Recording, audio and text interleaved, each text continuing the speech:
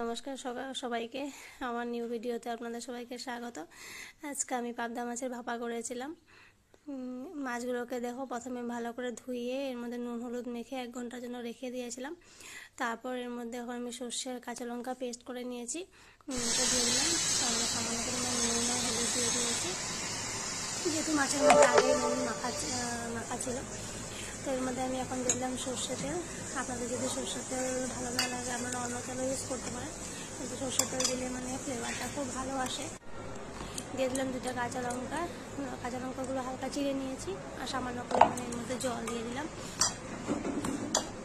দিয়ে ভালো করে মিক্স করে নেব। এর মধ্যে দিয়ে দিলাম একটুখানি চিনি। আপনাদের যদি পছন্দ না হয় চিনিটাকে স্কিপ করতে পারেন। আমি একটু হালকা মিষ্টি ফ্লেভারের জন্য কয়েকটা চিনি দিয়েছি, দিয়ে আমি এটাকে আবার আধা ঘন্টার জন্য ঢেকে রেখে দেবো।